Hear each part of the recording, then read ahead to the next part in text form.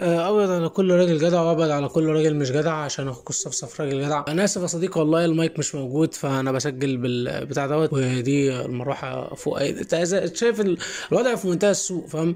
بس كان في حاجه حلوه، ان كان عيد ميلادي، كان يوم 21 نزلت تراك عيد سعيد، وبقى ده احد المنتجات الفنيه اللي جات يعني البرواز. المهم يعني مش عايز اطول عليك، فاعذرني يعني على كواليتي الفيديو دي وطريقه التصوير، لان ده المتاح للاسف. حصل من فتره شبه خناقه ما بين ويجز ومغني بوب كام من الناس اللي ماتت، مش عارف تقريبا رامي صبري او حاجه شبه كده. المهم يعني انا مش بتابع بوب وما بحبش البوب، فايه مش هنهري كتير في الموضوع. هو شخص ما قال لك ان هو ما فهمش الراب وان هو ما يحبش الراب، وده طبيعي جدا ومتوقع جدا من اي حد فوق ال 30 سنه، لان الراب فن شبابي بشكل بحت وبتاع وكلام نعناع والحاجات ايه اللي احنا بنحكي فيها بقى لنا 50 سنه، من ايام التشانل القديمه، من ايام ما انا كنت في ثانوي احنا بنتكلم في نفس الموضوع، ان القصه دي ماتت. الراب فن شبابي موجه للشباب، مش هتقبله ومش هيفهمه غير الشباب. المهم انا يا سيدي، فالموضوع تطور وويجز رد في بوست وبتاع، وقال ان هو الشخص اللي قال كده فنان درجه ثالثه او مش من التوب 5 او يعني ايا كان. يعني تقريبا كان نفس رد امينيم على ماشين جن لما كان بيقول له ان يعني لما نيجي نتكلم عن احسن رابرز انت مش هتكون في الكونفرسيشن خالص. ده يعني ايه رد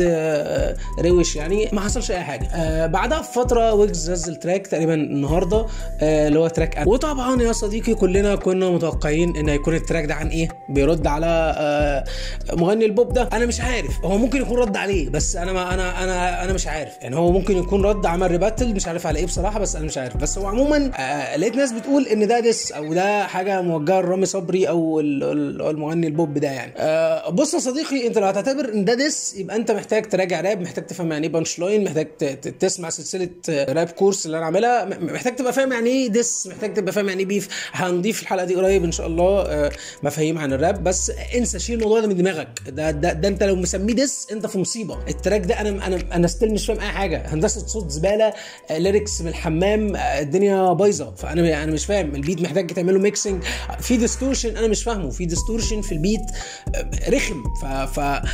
انا مش فاهم في ايه غلط في التراك، او هو يعني ايه اللي حصل خلاه يوصل للمرحله دي، ولكن دون المستوى ده مش تراك لويجز. انا مش عارف. والفكره هنا ان انا مش بتحنك او مش عارف ايه، الفكره ان انت راجل دلوقتي بتسمع في المينستريم، انت راجل معاك انتاج، فان حاجه تطلع نص لبه دي مشكله. والارت وورك الارت وورك ايه يا صاحبي، ايه يعني الارت وورك ده كان إيه يعني المفروض يعني ايه الفكره؟ انت حاطط صوره في عبده في الارت وورك، فهل ده يعني حاجه لها علاقه بالمالتيفيرس؟ هل ده ميتافيرس؟ انت يعني كنت بالع LSD فجت معاك كده، ولا ايه حبايه الاكستاسي اللي وصلتك ان انت تحط في عبده على ارت وورك للتراك باتل راب على بيت تراب بفلوهات زي اللي انت عاملها، الحاجات المصننه دي؟ ايه ده؟ انت تمام؟ انت كويس؟ ولكن بخلاف الارت وورك والمنظر اللي اتعمل ده، التراك كان بشكل او باخر، وده مش عارف، حاسس انه دحيح قوي يعني، بس اوكي.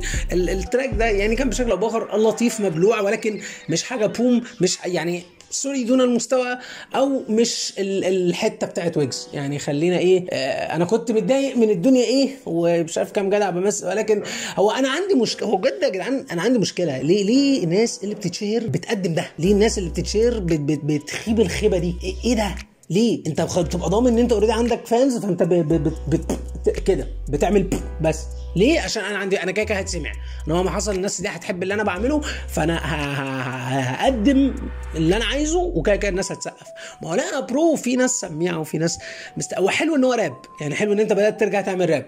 الناس كلها فضلت تعمل كومنتس، ويجز ساب الراب، مروان موسى قال حاجه شبه كده في تراك مش عارف ايه، الناس كلها خلاص ويجز ما بقاش رابر، فقرر ينزل تراك راب زي القرف، قرر ينزل تراك راب زباله. ما خلاص بقى، انا ما انتوا مش عايزين راب، خد ده اللي عندي.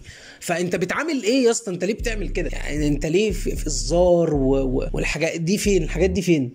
الالبوم ده اللي هو بتاع الزار اللي كان فيه كان نفسي وبتاع، كان في حاجات راب حلوه على راحتي وبتاع. ايه يا اسطى مالك مش على راحتك ليه الفتره دي؟ في ايه؟ المهم يعني ان اختصارا مفيش بيف ولا حاجه، خير كله اقعدوا خلاص، مفيش حاجه، كل واحد يرجع مكانه تاني، مفيش بيف. وانا ما اتوقعش تماما ان ممكن ويجز يعمل بيف، ما اتوقعش تماما ان هو يعني اصلا عنده الابيليتي لده، بلس ان حتى لو عنده الابيليتي يبقى غبي بشكل مرعب. انت مش في المكان اللي خليك تعمل بيف، انت اي حد يعمل معاك بيف هيكون هو الكسبان حتى لو خسر. اي حد يعمل معاك بيف هيكون هو الكسبان حتى لو انت هزقته، حتى لو انت مفكر ان انت نهيت كارير وانت بتعمله خلاص انت بقيت يعني من اشهر رابرز في مصر.